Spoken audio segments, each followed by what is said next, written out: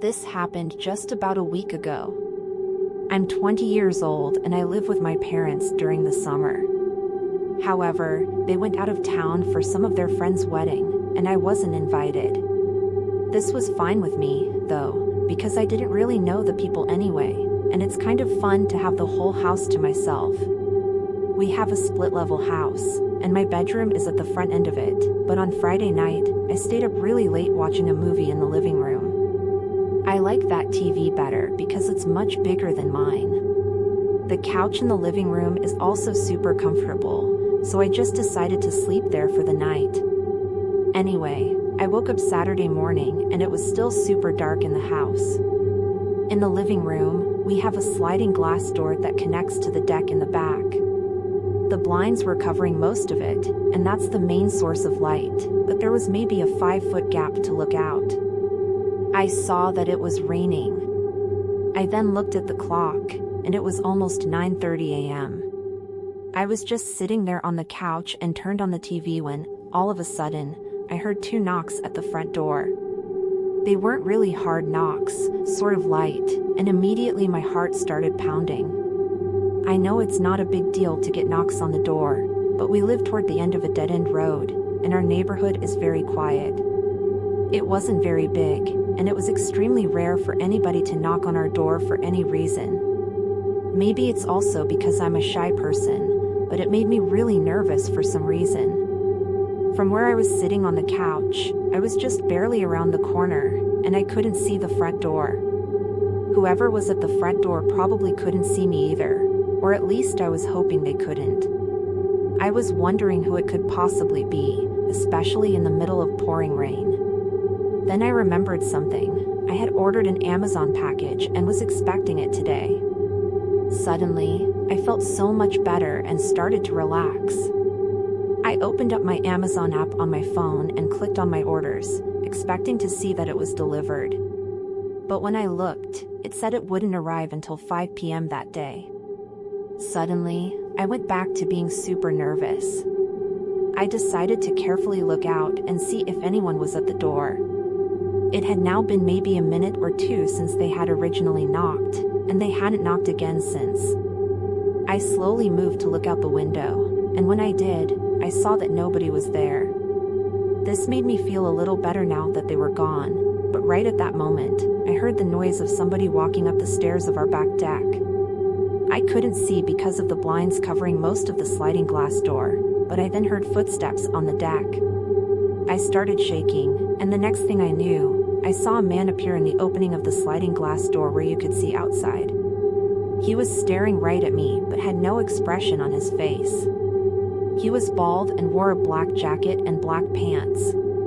The guy then tried sliding the door open. Thankfully, it was locked, but I knew if he really wanted to, he could probably break the glass between us. I ran away into the bathroom that was just down the hall. I had no idea who this guy was or what he was doing here.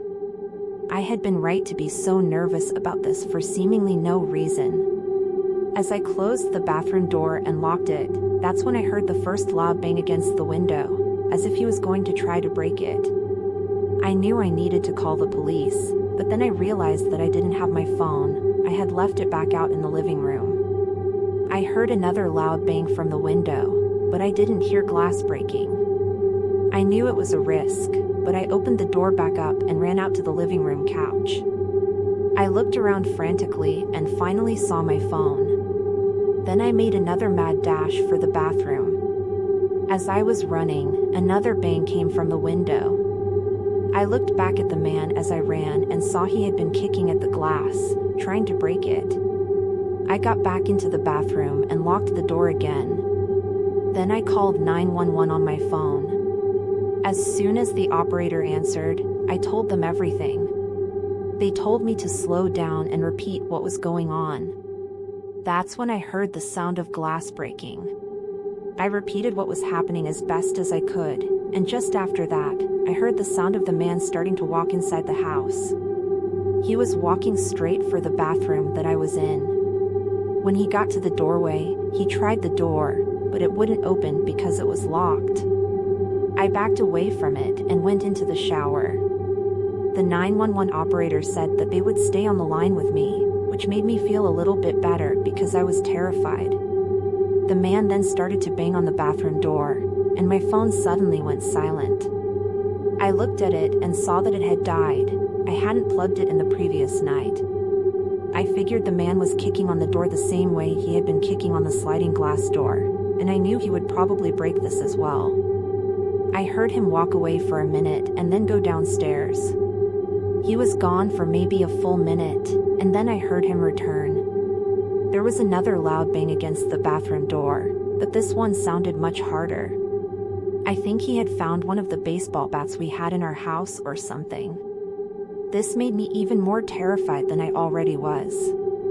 I grabbed the towels we had in the bathroom and covered myself.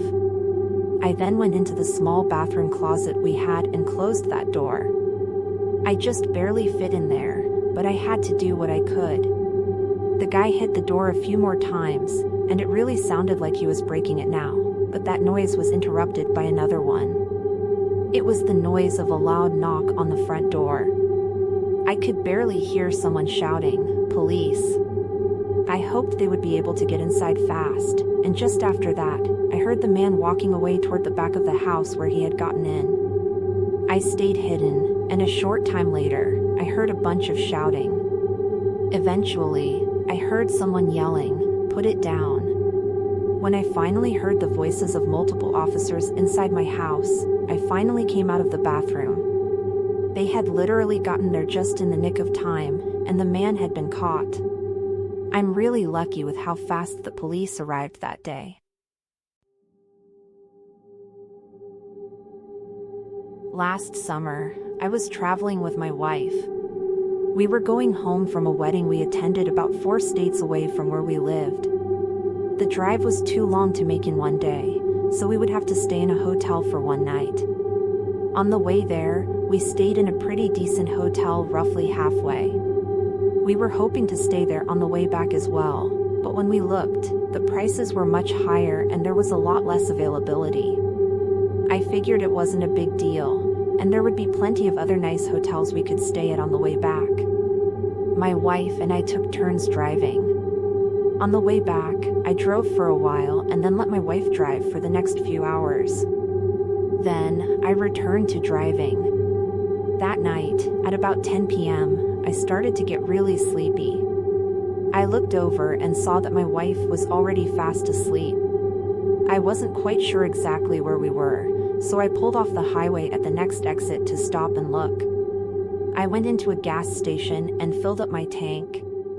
When I was done, I got on my phone and searched for hotels near me. The search came up with about 3 in the area, and there weren't many in the surrounding area. I clicked on the first one I saw, and the rates were pretty cheap. I then looked at the other 2. Unfortunately, none of them seemed all that nice, but it was late, and I really just wanted a place to sleep because I was getting more and more tired. I chose one and drove to it, which was only about 5 minutes away. When we arrived, my wife woke up. I asked her if this place looked all right to stay for the night, and she said yes, it seemed good enough. The place had an upper and lower level of rooms, and they all opened right up to the outside parking lot. There didn't seem to be many people there, as there weren't many cars in the parking lot. However, based on some of the older, rusty cars around the parking lot, I could tell it wasn't the nicest place in town. I got outside and went into the office. I got a room, then went back to our car, grabbed my suitcase, and my wife and I went to our room, which was on the ground level. Once we got into the room, we weren't too impressed, even after our expectations had been set low. The TV was still a box version, and the bathroom mirror had several noticeable smears on it. We were too tired to care, though, and got to bed, falling asleep rather quickly. However, we were woken up not too long after that. I heard loud bangs coming from the door of our hotel. Our blinds were shut, so I couldn't see who was there. When I woke up, I looked at the clock, and it was 2 a.m. Who could this be? I got up out of bed slowly, and the knocks continued. I got to the door and was going to open it, but I decided to check the peephole instead. There were two large men standing outside the door. They both wore black jackets and did not look very friendly at all. They seemed to be angry for some reason. I watched the guy bang loudly on the door, just inches from where my eyes were looking at him on the other side. I did not want to open the door for him. I had a bad feeling about this. As they kept knocking, I was wondering what I should do. I kept looking out the peephole and saw the other man, who was standing at the door, walk over toward the window. He then started knocking on the window. This continued for several minutes before, finally, it stopped. I watched the men seemingly walk away down the sidewalk in front of the hotel. My wife asked me what that was all about. I told her that I had no idea. At this point, I decided to go outside and look around. I opened the door and looked, but I didn't see anyone or anything. Still, I really didn't feel like going out any further. I didn't feel safe. I went back inside and decided to just go back to sleep. It took a while, but eventually, we were able to. When we woke up the next morning, we were pretty much ready to leave right away. The hotel didn't have breakfast or anything like that, and we hadn't brought much inside. I showered, got dressed, and then we left. It was about 7 a.m. when we left the hotel room and brought our things out to the car. When we got to our car and were getting inside, I noticed another car parked against the backside of the parking lot, facing us. I saw the two guys I had seen in the peephole the previous night. They were sitting in the front two seats of the car, and I recognized them as the ones who had been knocking on our door. I pointed them out to my wife. She was confused at first until I explained to her that those were the men that had been knocking. As I was putting my suitcase in the trunk of our car, I saw the doors to the car that the men were in open up, and they began to walk toward us. We hurried to get inside the car, and as soon as I was able to, I started the engine. The men were parked pretty far away, so they were only about halfway to us by the time I started to drive away. We left and didn't look back. Luckily, we weren't followed or anything like that.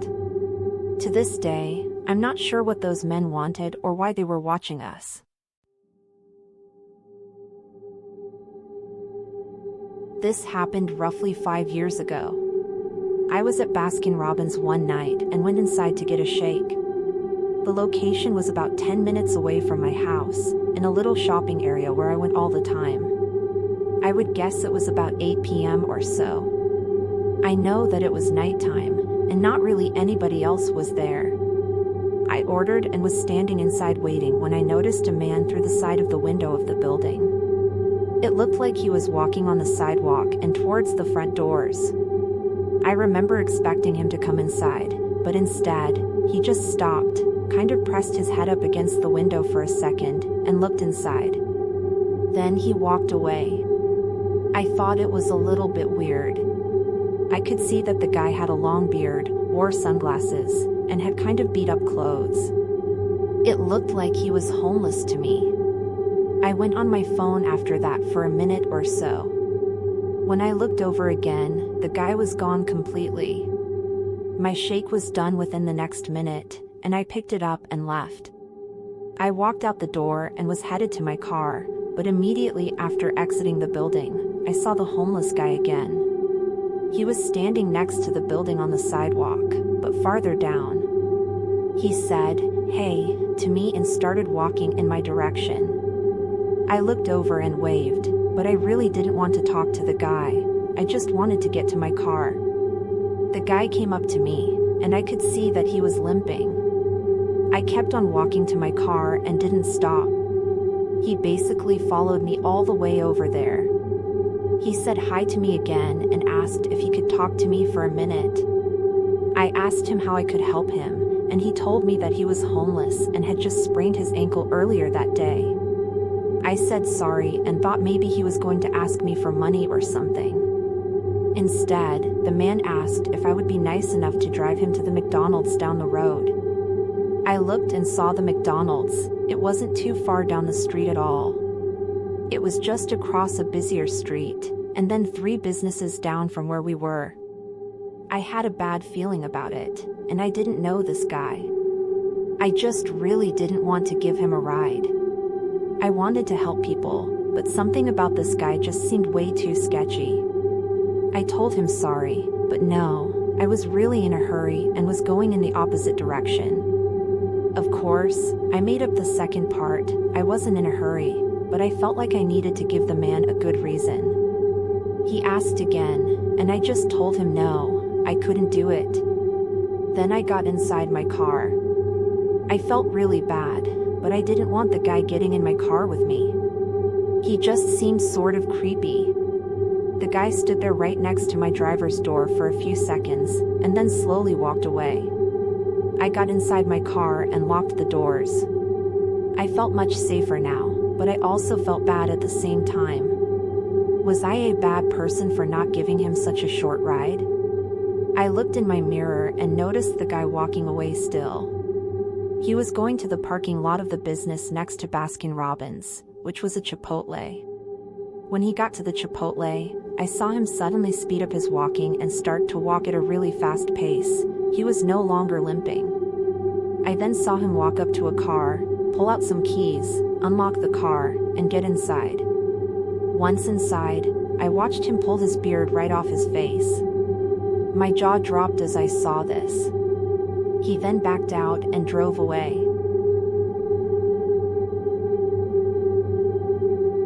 I used to work at Chili's as a waitress a couple of years back when I was younger. I worked there in total for about 6 months. For the most part, I liked the job right up until the end, and I would make decent money in tips.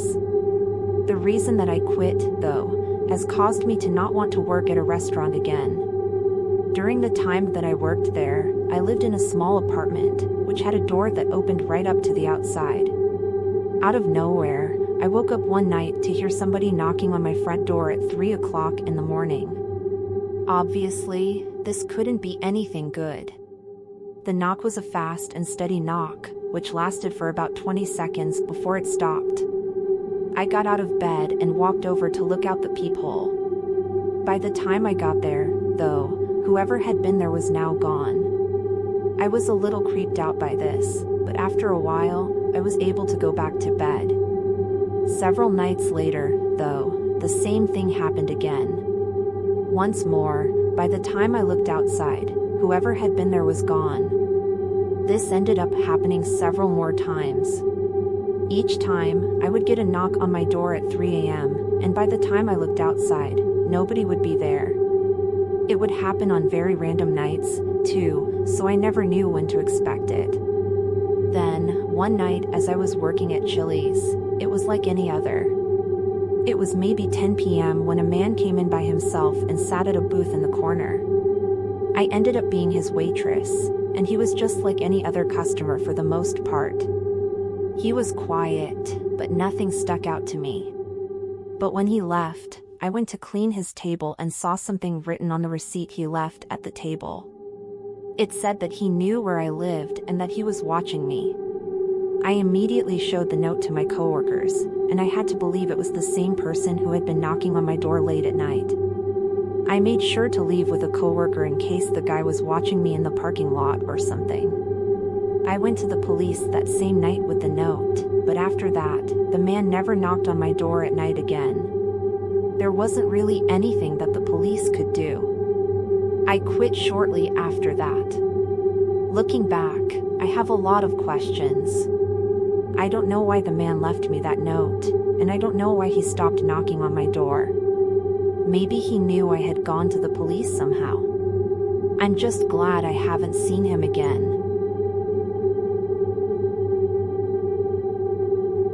I'm going to tell you a story that happened back when I was in high school. This was during my junior year, a time when everything felt a little more intense, a little more dramatic, as high school often does. My name is Kendall, and back then, I would describe myself as a pretty average student. I wasn't particularly remarkable in any way. I got decent grades, nothing stellar, but nothing terrible either. I had a group of close friends, a few people I could count on, and we would hang out together, laugh, complain about school, and just navigate the complexities of teenage life. The high school I went to was relatively large. I never really thought about the exact number of students, but it was easily over 1,000, maybe closer to 1,500. It was one of those schools where you could go years without meeting someone, even though you shared the same hallways every day. Most of my classes had at least one of my friends in them, which made things easier and more fun, but there were always a few exceptions. I remember this one science class in particular during the first semester of my junior year. I didn't have any of my close friends in it, so I usually just kept to myself. This became a bit of a challenge when we had to do group projects, which we did quite a lot in that class. I wasn't the kind of person who liked jumping into random groups, but I had no choice. That's when I first met this guy named Ronnie. He was part of a group that I ended up joining along with 3 other people. We were working on some basic science experiment, nothing too memorable, but that's when I started to get to know Ronnie, and he began to stand out in ways I wasn't entirely comfortable with. Ronnie, to put it simply, was odd. He had this way of saying things that just didn't fit. Sometimes, he would say stuff that was just plain weird or inappropriate, the kind of comments that would make you pause and wonder if you heard him right. Now, I know that high school kids can be weird and inappropriate, we all were at times. But Ronnie, he took it to another level. His words often crossed a line, making people uncomfortable, myself included. He normally sat right behind me in class, which didn't help matters. After that first group project, he would occasionally try to talk to me. At first, I thought he was just trying to be friendly, and I would respond politely. For the most part, he was nice enough, but even then, there was this undercurrent of strangeness to everything he said. It made me uneasy, but not enough to really do anything about it. I also noticed that he skipped class quite a bit, so I didn't have to deal with him every day. That was a bit of a relief. The rest of that semester went by relatively uneventfully, but things changed at the start of the second semester. That's when Ronnie followed me on Instagram and added me on Facebook. Social media was such a big part of our lives then, just like it is now, but back then, it was a new way for people to connect outside of school. At first, I didn't think too much of it. I figured he was just being friendly, and I accepted his requests. Not long after adding me, though, Ronnie started sending me messages. At first, they were pretty normal, basic stuff, like asking how I was doing or what I was up to. But then he started asking me to hang out. I didn't really want to, so I politely told him I was busy. In truth, I wasn't lying about being busy, but I also wasn't eager to spend time with him. I guess he sensed that because his response was surprisingly aggressive. He called me a liar and got upset, which caught me off guard. I hadn't expected him to react like that. At this point, I didn't know what to do, so I just didn't respond. I hoped he would take the hint and move on. But instead of dropping it, he started sending more and more messages, each one more insistent than the last. It felt like he was spamming me, bombarding me with messages that I had no interest in responding to. Eventually, I had no choice but to block him. I blocked him on Instagram, Facebook, and any other social media platform where he might try to contact me. Once I did that, things got quiet again. A week went by, and I had pretty much forgotten about the whole thing. I thought it was over, that Ronnie had gotten the message and moved on. But I was wrong. One day, after school, I was leaving just like any other afternoon. I drove to school every day and parked in the student parking lot, which was located out the west exit. My car wasn't anything fancy, it was a slightly older Jeep SUV, maybe 10 years old at the time. The inside was a bit messy, with clothes and other random items scattered around the back seat. I remember walking out to my car, thinking about something else entirely, maybe the homework I had to do or plans with my friends later. As I got into my car, I had this sudden, eerie feeling, like something wasn't right. The moment I sat down in the driver's seat, I saw something move in the back seat. It was Ronnie. He had been hiding in the back of my car, underneath the pile of clothes. He slowly sat up, his face appearing in my rearview mirror. I was so shocked I couldn't even scream at first. But when the reality of the situation hit me, I let out a scream. Ronnie leaned forward and told me to shut up. Then he started ranting about how I was a terrible person, about how I had hurt him by ignoring him and blocking him. It was terrifying. I was trapped in a small space with someone who clearly wasn't in his right mind, and I had no idea what he was capable of. In that moment, my instincts kicked in. Without thinking, I flung the driver's side door open and bolted out of the car. I ran as fast as I could, back towards the school, my heart pounding in my chest. I didn't stop running until I found a teacher in the hallway. I was out of breath, barely able to explain what had just happened, but I managed to tell them that Ronnie was in my car.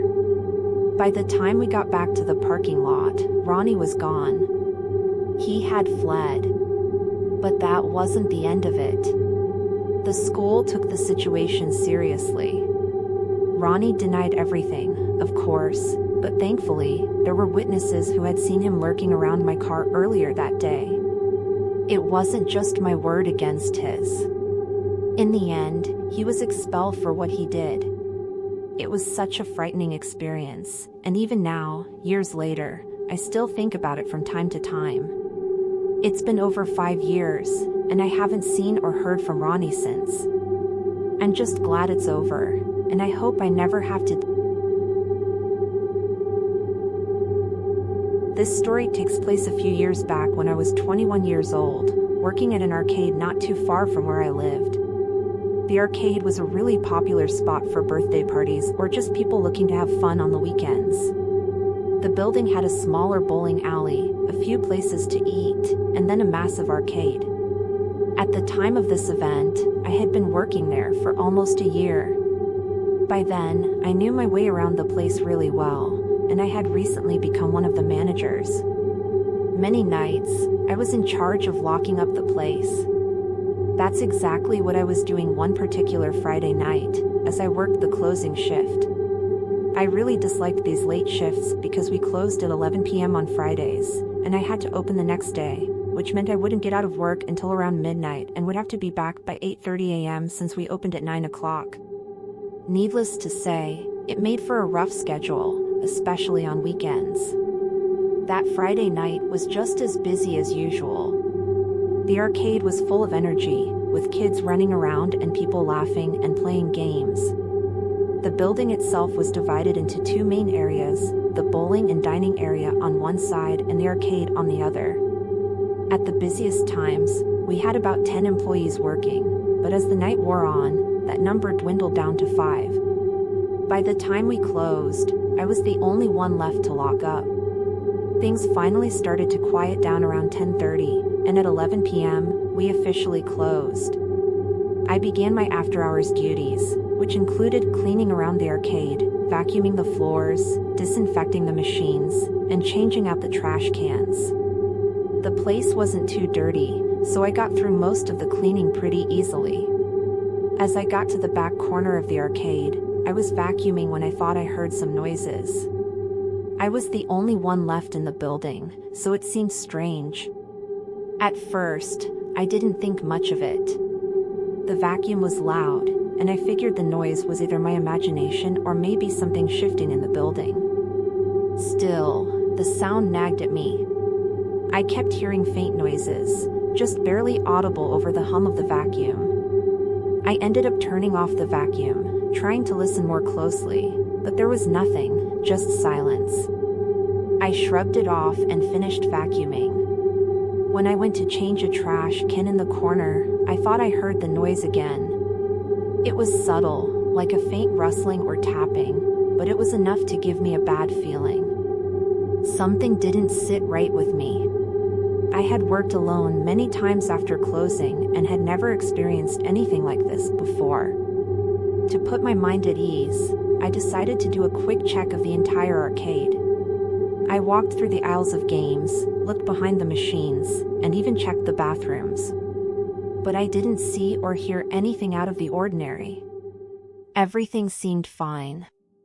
With my work finished, I locked up the doors and headed home for the night, still feeling a little unsettled but brushing it off.